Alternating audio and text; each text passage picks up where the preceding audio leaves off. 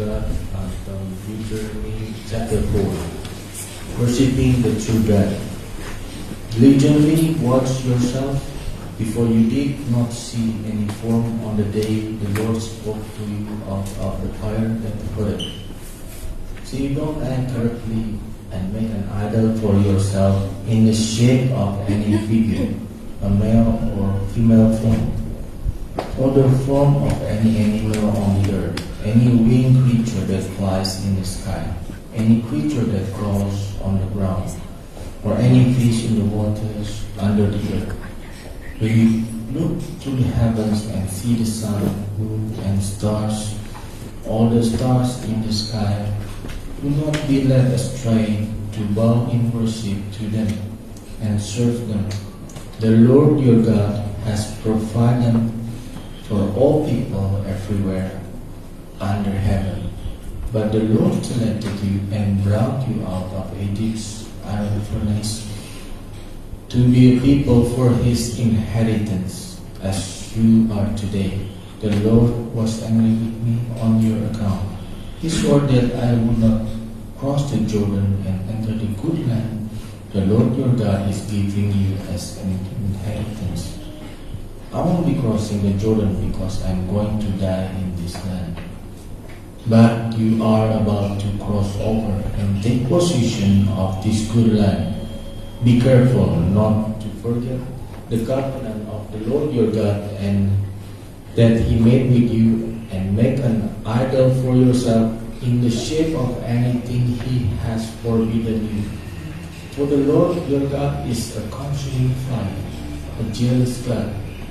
When you have children and grandchildren and have been in the land for a long time, and if you act corruptly, make an idol in the form of anything, and do what is evil in the sight of the Lord your God, angering him, I call heaven and earth as witnesses against you today, that you will quickly perish from the land you are about to cross to the Jordan to possess.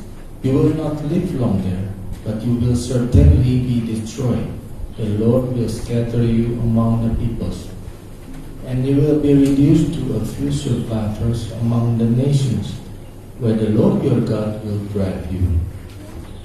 There you will worship man-made gods of wood and stone, which cannot see, hear, eat, or smell. But from there you will search for the Lord your God, and you will find him when you seek him with all your heart and all your soul. When you are in distress, and all these things have happened to you in the future, you will return to the Lord your God and obey him. He will not leave you, destroy you, or forget the covenant with your ancestors that he swore to them by oath. Because the Lord your God is a compassionate God, indeed, as for the earlier days that preceded you, from the day God created mankind on the earth, and from one end of the heavens to the other. He has anything like this great event ever happened? Or has anything like it been heard of?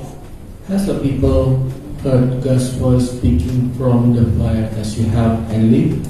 Or has it God that tempted to go and take a nation as his own out of another nation, by trials, signs, wonders, and war, by a strong hand and an outstretched arm, by great terrors, as the Lord your God did for you in Egypt before your eyes? You were shown these things so that you would know that the Lord is God. There is no other beside him. He let you hear his voice from heaven to instruct you. He showed you his great fire on earth, and you heard his word from the fire. Because he loved your ancestors, he chose their descendants after them and brought you out of Egypt by his presence and great power, to drive out before you nations greater and stronger than you, and to bring you in and give you their land as an inheritance, as is now taking place today. Recognize and keep in mind that the Lord is God, in heaven above and on earth below. There is no other. Keep his statutes and commandments, which I am giving you today, so that you and your children after you may prosper, and so that you may live long in the land the Lord your God is giving you for all the time.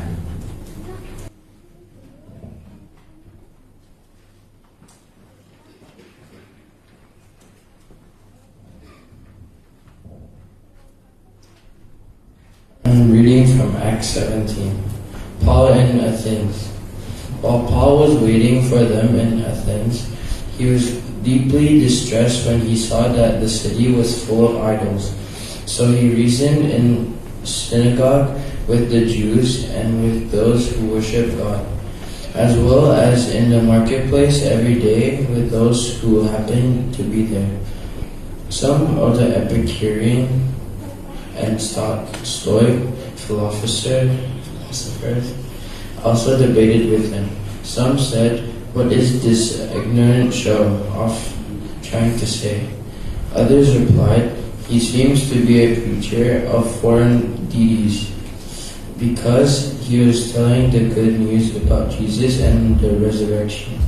They took him and brought him to the Areopagus and said, "May we learn about this new teaching you are presenting? Because what you say sounds strange to us, we want to know what these things mean." Now all the Athenians and the foreigners residing there spent time on nothing else but telling or hearing something new. The Areopagus address. Paul stood in the middle of Areopagus and said, "People of Athens, I see that you are extremely religious in every respect. For as I was passing through and observing the objects of your worship, I even found an altar on which was inscribed to an unknown God. Therefore, what you worship in ignorance, this I proclaim to you. The God who made the world and everything in it, He is Lord of heaven and earth, does not live in shrines made by hands, neither is He served by human hands as though He needed anything. Since He Himself gives everyone life and breath and all things, from one man He has made every nationality to live over the whole earth, and has determined their appointed times and the boundaries of where they live. He did this so that they might seek God, and perhaps they might reach out and find Him, though He is not far from each one of us. For in Him we live and move and have our being, as even some of your poets have said. For we are also His offspring, since then we are God's offspring. You shouldn't think that the divine nature is like gold or silver or stone, an image fashioned by human art and imagination.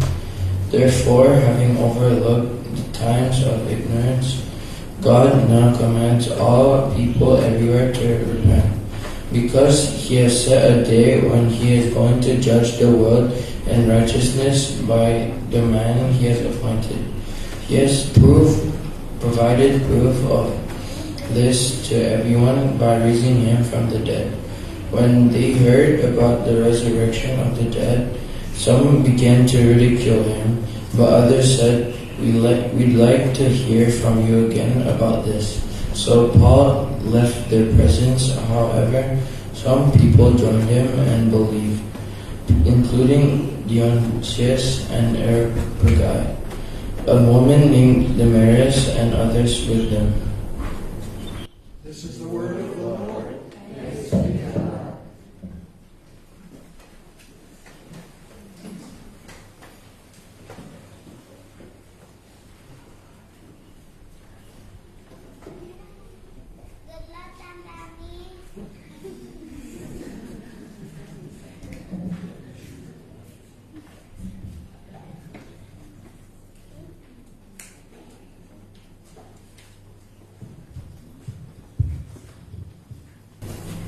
Shalom everyone.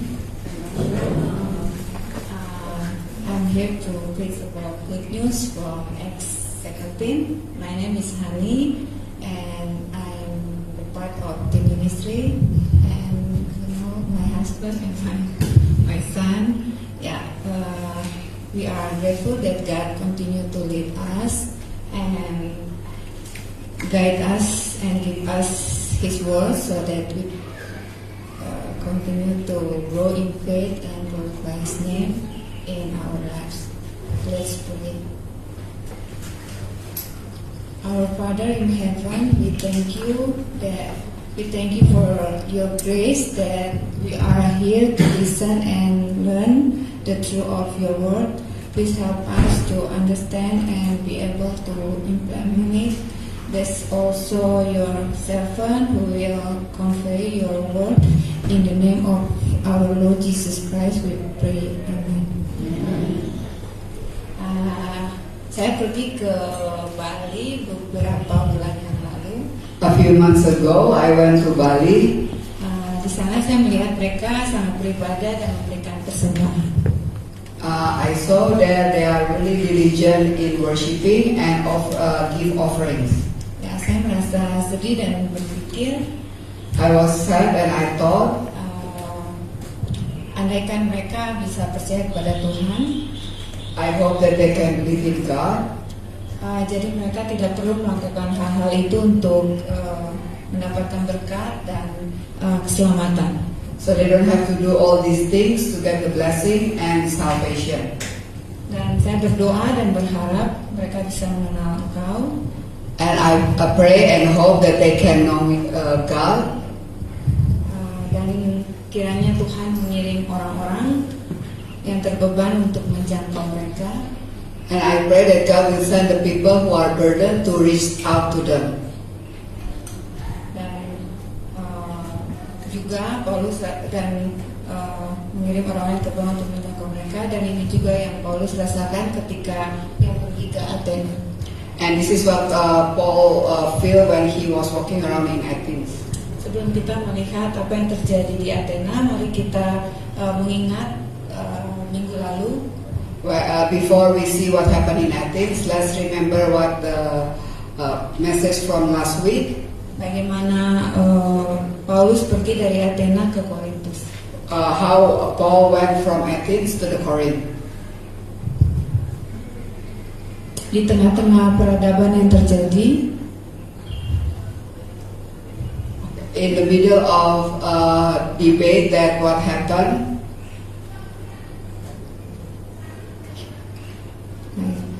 karena berita Injil, because of the gospel, Tuhan memberikan kekuatan kepada Paulus untuk bertahan.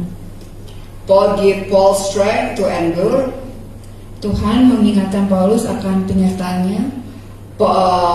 God remind Paulus for his presence, untuk menguatkan setiap hambanya yang taat dan berani.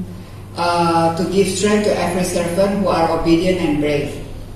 Paulus tahu bahwa dia berada di dalam pilihan yang benar menurut kehendak Tuhan. Paul know that he is in the right direction according to God's will. Keberanian dan kuasa. Paul diberikan pilihan yang benar. Paul was given the right choices. Bahwa Tuhan yang memberikan kekuatan. That God will give the strength. Segala yang diperlukan oleh Paulus untuk mengabarkan Injil Tuhan. And everything that Paul needs to preach the gospel. Oleh karena itu setiap hamba-hambanya Therefore, every servant of God dapat memiliki keyakinan can have assurance bahwa apa yang dikerjakan what they are doing akan disertai Tuhan. will be blessed by God. Tuhan akan membuka jalan menyatakan Injilnya God will open the door to preach the gospel dan terus bekerja melalui kuasanya. and keep working through His power. Saya punya sebuah cerita ketika saya berada di Shanghai. I have a story when I was living in Shanghai. Gereja tempat saya melayani, The church where I serve, setiap tahun kami mengadakan penginjilan kepada anak-anak di sana. every year we have a Christmas event for the children. Ya, anak-anak itu adalah teman dari anak-anak kami di gereja. These children are the friends of the congregation's children. Apakah kami merasa takut ketika kami mengadakan Natal itu? Were we afraid when we have the Christmas event? Karena yang kita tahu China atau Shanghai adalah negara yang tidak bebas memberitakan Injil. As you know, China is limit the preaching of the gospel. Ya, kami ada ketakutan di sana. Of course, we have. Mungkin kami akan dilaporkan. We fear that maybe they will report us to the police. Tentu ada mungkin. Of course, Ya, tapi kami percaya Tuhan menyertai kami but we believe God will be with us karena setiap tahun tidak terjadi apa-apa. because every year nothing happen. Ya, So I see here. ya, bahwa yang kami tahu juga bahwa apa yang kami lakukan adalah benar. And we know what we are doing is truth. Ya, mari kita lihat apa yang terjadi di Athena. So let's see what happened in Athens. Paulus melihat Athena dengan hati yang sedih. Paul looked at Athens with a troubled heart. Bagaimana orang Athena yang Tuhan berikan kecerdasan, How the Athens people that given intelligence by God untuk mengembangkan peradaban dengan sedemikian hebat. to develop civilization to great. Namun menjadi kota penyembah berhala. However, this become the city of idol worshipper. Ya, ini membuat Paulus menjadi marah tetapi juga sedih. And this made Paul become angry and also sad. Kita lihat juga di Perjanjian Lama We also see in the Old Testament ketika Musa naik ke gunung untuk berdoa, when Musa went to the mountain for praying. dan ketika dia kembali dari berdoa, When he come back from prayer, dia mengetahui bahwa bangsa Israel sedang melakukan penyembahan kepada lembu emas. and the Israelite was doing the worship idol to the gold calf. Ya, Musa menjadi marah. And Musa becomes so angry. Ya, pengalaman ini juga mungkin di antara kita pernah mengalami. So we may experience this amongst us. Ketika kita tahu ini salah tetapi diberikan sebagai kebenaran. When we know this is wrong, but it presented as a truth to us. Ketika saya berada di kampung halaman saya, When I was in my hometown, ketika saya tahu bahwa orang-orang Kristen yang ada di sana mereka percaya kepada Tuhan, mereka ingin sembuh, mereka pergi kepada pendeta. when I know the Christian people over there, they are Christian, they believe in God, but when they sick, they went to the pastor, Tapi mereka pergi juga ke dukun. but they also went to the witch doctor. Ya, ketika saya tahu bahwa orang Kristen di sana mereka sangat rajin berdoa, sangat rajin rohani, terlihat rohaninya sangat baik. So the Christian people there seems like they are very diligent in worship, but and also very religious. Ya, tapi mereka tetap masih melakukan hal-hal yang tidak Tuhan sukai. But they still doing the things that God doesn't like. Ya, satu cerita lagi waktu saya ke Jakarta beberapa bulan lalu. One more story. When I went to Jakarta a few months ago Bersama teman-teman saya, with my friends, saat kami melewati patung Dewi Kuan Yin, when we passed by the God of Kuan Yin, ya, salah satu teman saya dia berdoa kepada Dewi Kuan Yin. one of my friend she prayed to the Kuan Yin. Tetapi teman saya yang satu lagi yang Kristen, But my other friend who are Christian, dia ikut berdoa. and she also prayed to Kuan Yin. Dan saya bingung. And I was wonder. Saya bertanya kepada dia, mengapa kamu ikut berdoa? And I asked to her, why you are also pray to the Kuan Yin God? Tapi dia berkata, ya sama aja, itu semua Tuhan sama. And he said, oh, it's the same. Oh, God is the same. Tapi saya berkata bahwa Tuhan itu tidak sama. And he said, I said like, no, the God is not the same. Terkadang ya orang Kristen kompromi dengan hal-hal yang mungkin terlihat biasa. So sometimes the Christian we are compromise what seems normal for other people. Atau wajar ya. Atau wajar ya. Seems normal. Ya, kita menghormati tetapi bukan berarti kita kompromi dengan sesuatu yang salah. We can respect them, but it doesn't mean that we can compromise something that is not true. Ya, perlu kita ketahui juga seperti dalam Matius 15 ayat 3. As we also stated in the Matthew 15 verse 3. Saat ia menjawab kepada orang-orang Farisi dan ahli-ahli Taurat. When he answered to the Pharisee and the scribes. Bahwa mengapa kamu pun melanggar perintah Allah demi adat istiadat? Why do you break God's commandment because of God's for your tradition? Yesus dengan sangat tegas mengancam orang-orang Yahudi. So Jesus rebuked the people of Jewish people yang sangat memelihara adat istiadat nenek moyang, who are keeping the tradition of the elders, tetapi melanggar hukum Allah. But violate the words of God. Ya, ketika kita melihat pada ayat ini, when we reflect to these verses, kita sebagai orang percaya jangan menjadikan firman Allah tidak berlaku. We as believer don't make the God's commanded void and null karena adat istiadat. Because of our tradition. Jangan sampai adat istiadat mengganti hukum yang sudah Allah tetapkan. Don't change God's law with the tradition.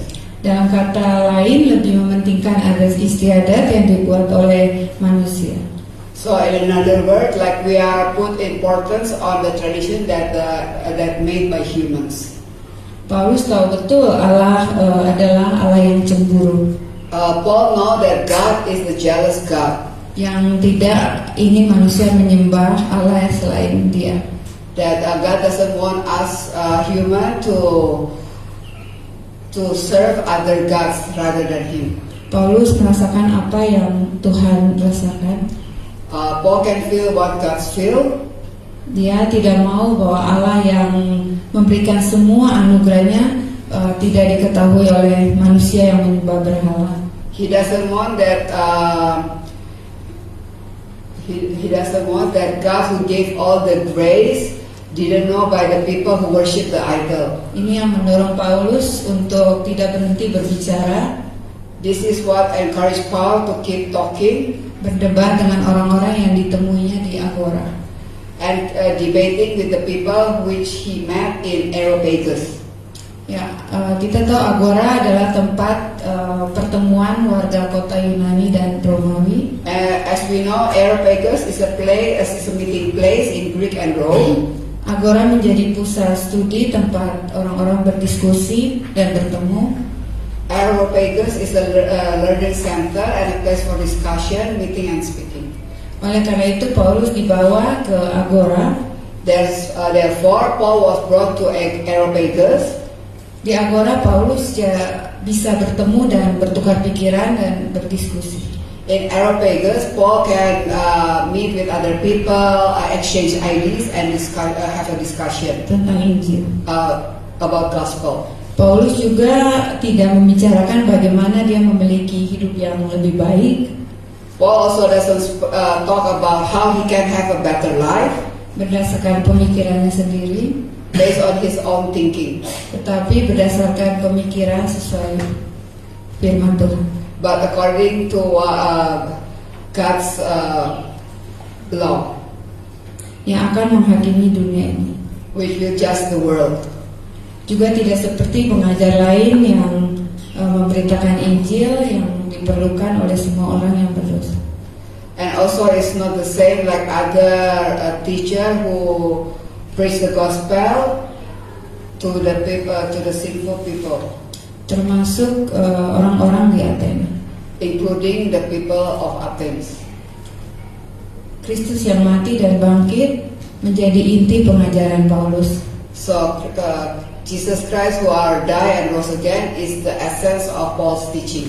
Dia tidak mau dikagumi atau dianggap pintar. He doesn't want admire and think as knowledgeable. Paulus hanya ingin Kristus dikenal oleh orang-orang Athena, So Paul only wants Christ become known by Athenians, sehingga mereka memperoleh keselamatan so they can get the salvation. dan dengan memberitakan siapa itu Allah yang hidup dan benar. And he can preach the gospel to them and who are the living gods and also the one true God. Ya, sebab ketika aku berjalan-jalan di kotamu dan melihat-lihat barang pujaanmu, So he said when he was walking in the city and see the gods, aku menjumpai sebuah mezbah dengan tulisan. oh okay, he saw in the temple with the written Kepada Allah yang tidak dikenal. to the unknown God. Ya, seberapa kita ingin agar orang-orang yang kita temui bisa mendengar kabar baik. How much do we want to the people that we met that can hear the gospel Tentang Allah yang hidup dan sanggup about the living God mengampuni dan memberikan kehidupannya. and who can give the Internal forgiveness and eternal life itu kepada setiap orang percaya. to whom Setiap orang percaya. to everybody who believe in Christ. Seberapa kita seperti Paulus yang dipanggil, kita pun juga dipanggil. And the same Paul was is called, and we are also called by God Untuk memberitakan Injil tentang Yesus Kristus to preach the gospel about Jesus Christ kepada orang-orang yang dekat dengan kita, to the people around us, ya mungkin lingkungan tempat kita tinggal atau bekerja, maybe in the area of where we are living or in our office, atau orang-orang yang punya hobi yang sama dengan kita.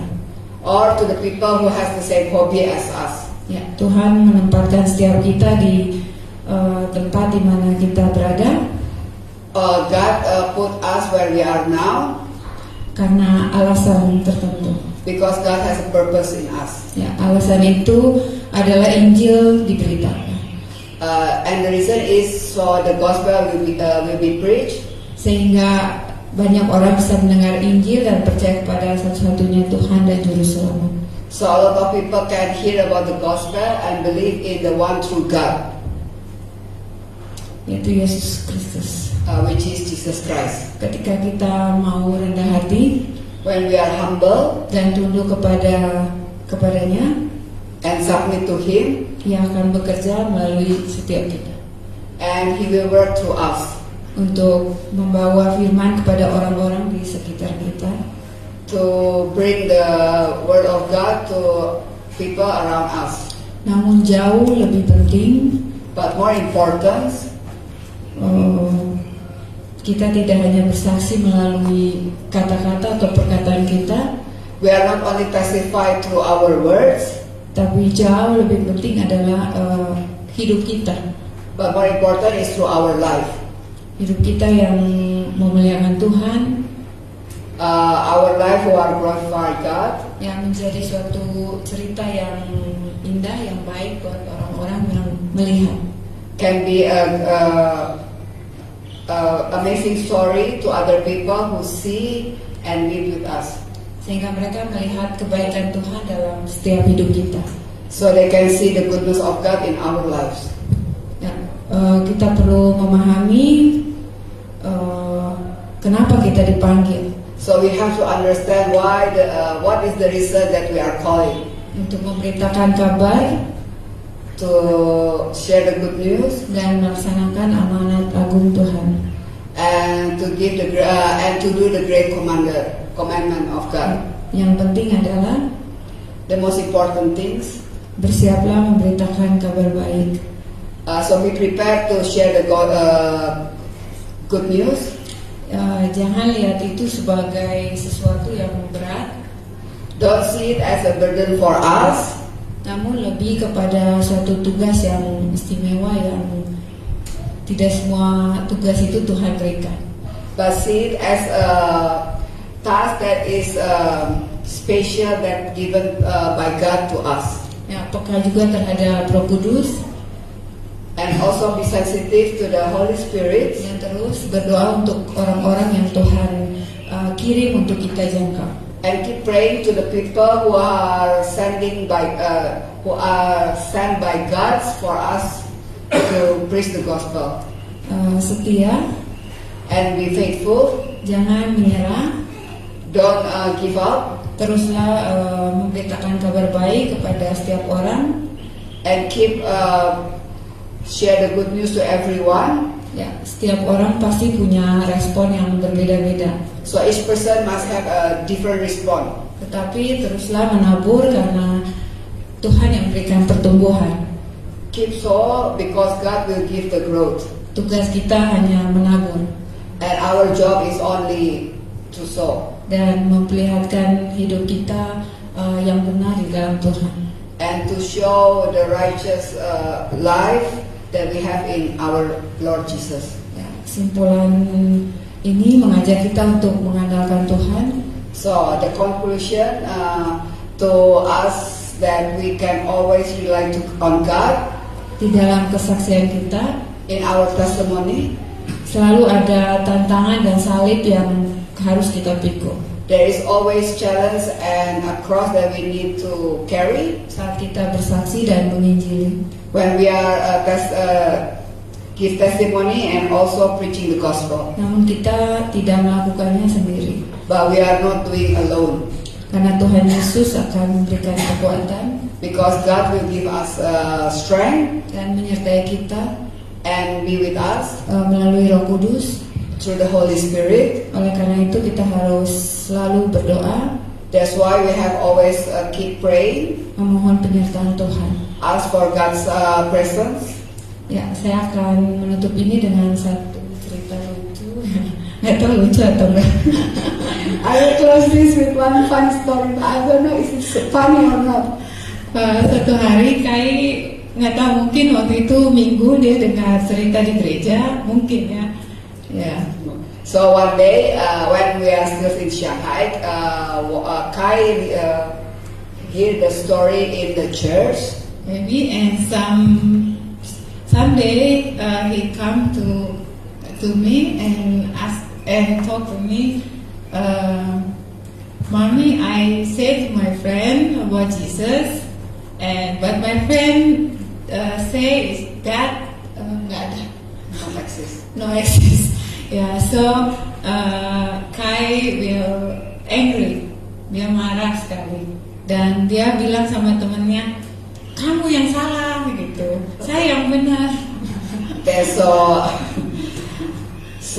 Kai told to his friend that there is a God, and his friend replied, "No, there is no God." And Kai became angry and said, "No, you are wrong. I'm right. There is God." Ya, dan dia bilang kamu harus percaya Yesus. And he said to his friend, "No, you have to believe in Jesus Christ." Ya, waktu itu dia umur 5 tahun. At the Ya, time mungkin dia udah lupa. he was 5 years old. Ya, yang saya mau bilang kita nggak harus marah kayak Kai. So the moral story, like we have to get to be angry like Kai when somebody said like there is no God. Tetapi kita tunjukkan kasih dan perhatian, But we show our love and affection, mendengar setiap cerita mereka, mungkin hal sepele, and listen to their story. Maybe it's just a normal things. tetapi ketika kita memberikan waktu kita itu sudah menjadi satu kesaksian buat mereka. But when we give, if we invest our time on them, it will be a testimony of our life. Kiranya renungan ini bisa memberkati kita semua. So I hope today's message can be a blessing to us. Ya, mungkin saya akan mengundang di antara kita yang mungkin Tuhan panggil untuk datang untuk percaya kepada Yesus. I want to invite all of you. Maybe God speak to you to come to God and believe in Him. Dan mau dibaptis. And wants to be baptized. Dan mungkin mau dipakai Tuhan untuk memberitakan Injil. Maybe wants to be used by God to preach the gospel. Silakan Anda mungkin mengangkat tangan atau berdoa di dalam hati. You can raise your hand or pray in your heart. Dan saya akan berdoa kepada Anda. And I will pray for you. Let's pray. Let's pray. God, you know everyone, every heart that comes to you.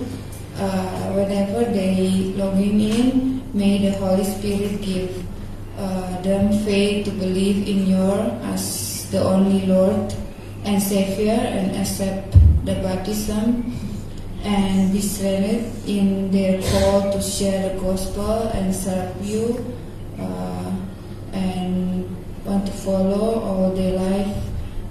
Thank you, God, for today, for your word. God bless all of us. Amen. Thank you so much.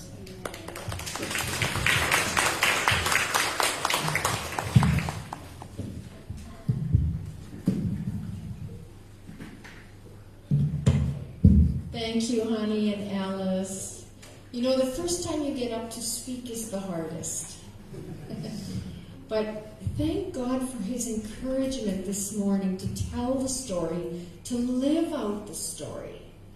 And some of you are called, like Paul, to boldly go where people don't believe and go like, all right, I'm telling you the story. Or like Kai. Yeah. And I found out years later, I mean, I was an adult already, that my father's admin came to faith because I apparently preached to her every time I came to the office. I had no idea. She said that little girl who came with her dad to the office convinced me to follow Jesus. And she's a follower. I went like, who knew that Mary would come? Right? So encourage your children to tell the story, but don't be afraid. People are eager to hear. They're eager to debate. If you don't know the answer, Waldemar and I just say, I don't know, but, I'll look it up and come and we can talk further. yeah, he always says, I'll look it up. I go like, how important is to you? You look it up and we'll talk about it. The difference in style. But you know what it is? Isn't this good news? You have good news. You have something beautiful that Jesus came to live and show us how God is, what God is like. He died to pay for our forgiveness, for our reconciliation, for our being with God. And then He was raised from the dead in the power of the Spirit, and that same power is the power that came on His people at Pentecost. You will be my witnesses, Jesus said. So that's what we get to do. Like Honey said, if you've not yet made Jesus your Savior, if you've not just opened your heart to Him, we have a simple ABC that reminds us how we do that for the first time or time after time. So A stands for admit. Admit that we need help, that we are not enough of ourselves. Come to Christ. Admit that we need what He has to offer. And B stands for?